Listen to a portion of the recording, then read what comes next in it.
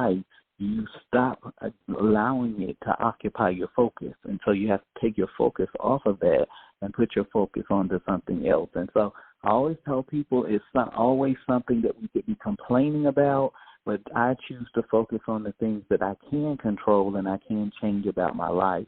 And while you may not be able to control all of the context and the circumstances of your life, there is one thing that you always have the power over, and that is your attitude. You always have the ability to choose your attitude about life. Everything in your life is not going to always be a bed of roses. Everything is not going to always be easy. Everything is not going to always be favorable. But the one thing that we always have control over is our attitude. And so regardless of what has happened in my life, good, bad, ugly, indifferent, I have always made the decision to maintain a positive attitude and a grateful heart. And so you control your attitude. You decide to be grateful, and you choose your attitude. And I want you to, I don't care what you're going through right now. We as a world have just lived through two of probably the most turbulent, uncertain years in history. With this global pandemic, everything that has happened, the loss, the companies, the job, everything that has happened, there's been a lot. But guess what? Even in the midst of that, you get to choose your attitude. You can keep talking about what's wrong in the world. You can keep talking about how awful and terrible your life is, but none of that is changing your life. And so you have the power to choose to be grateful, and you have the power to choose your attitude. And so we've all heard the saying about your attitude determines your altitude, but I want to take it a step further. Not only does your attitude determine your altitude, your attitude determines the advancement of your life. I want you to write that down.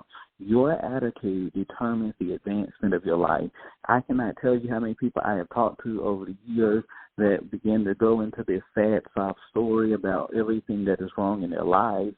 And, you know, I give them the space to talk, and then I begin to talk about what I call the basics or essentials of life. I begin to tell them, you're alive, you're breathing, you have mobility of your limbs, your heart is pumping blood to the major organs of your body, you have sight, you have the ability to hear, taste, smell, touch.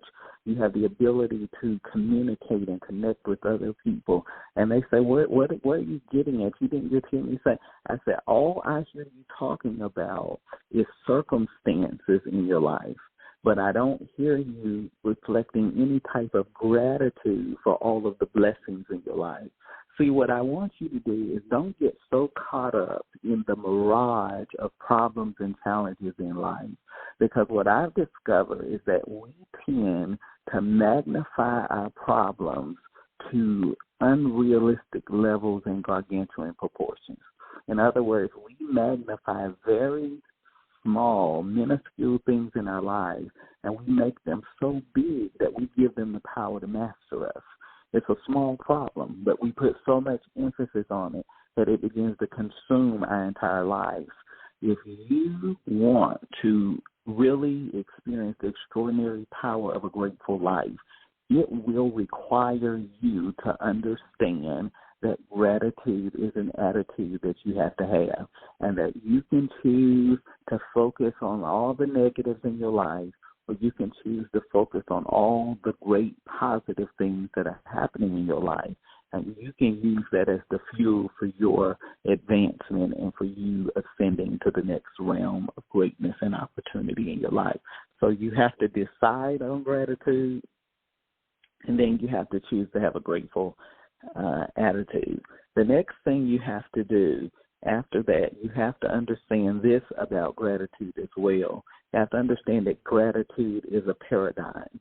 Now, when I shared this principle years ago, people began to reach out to me and say, I have never heard it spoken in that way before. I've heard about an attitude of gratitude and being grateful and thankful, but I've never looked at it as a paradigm.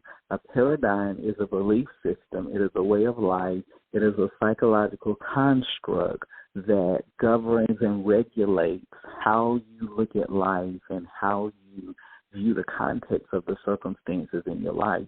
And so gratitude has to become a paradigm. It has to become a thought pattern and process for you. And I believe that one of the greatest ways that you can make gratitude a paradigm in your life is by writing down what you are grateful for. I tell people start with 1 to 2 things. Start with maybe a maximum of 3 things that you can find that you're grateful for every single day.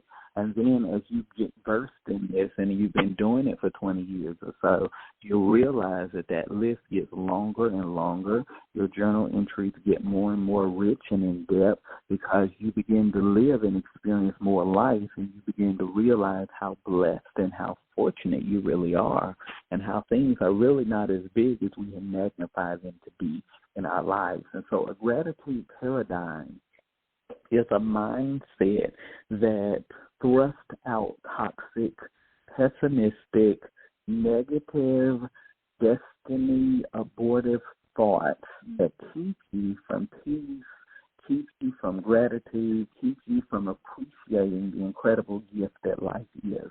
And so you have to cultivate a gratitude paradigm.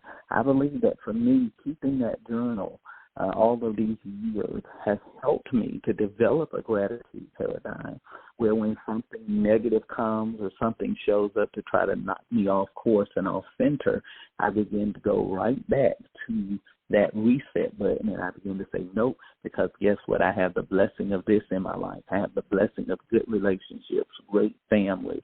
I have the blessing of a sharp mind. I have the blessing of incredible influence in the world. I have the blessing of a strong Christian faith that anchors me.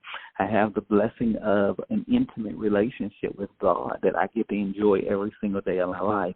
I have the blessing of great friends, great family, great community. I have the blessing, I can go on and on because, like I said, I become practiced in this because I've done it for so long.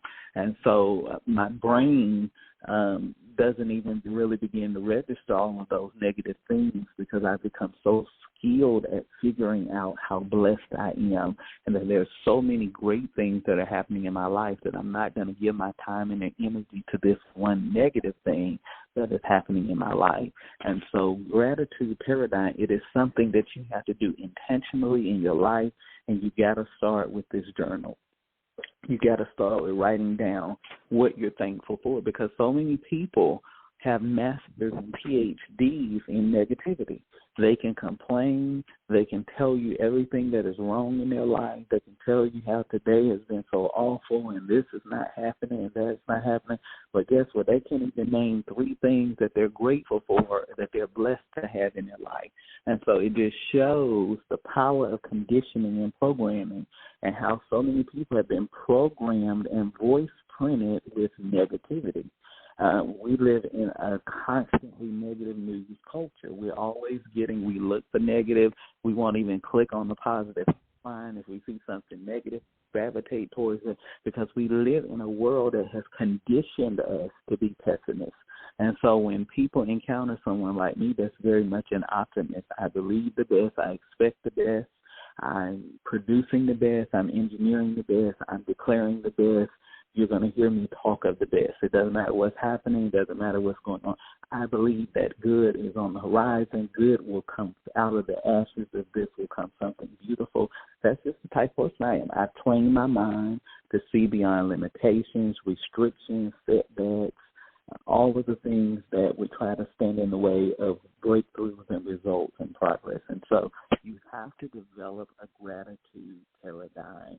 You got to begin to replace those toxic and negative thoughts with intentional thoughts in your life. You know, there's a passage of scripture that says, whatever things are good, whatever things are noble, whatever things of good report, if there be anything virtuous or praiseworthy, think on these things. And so I discovered years ago that you are not one relationship from another life. You are not one degree from a better life. You are not one financial connection from a better life.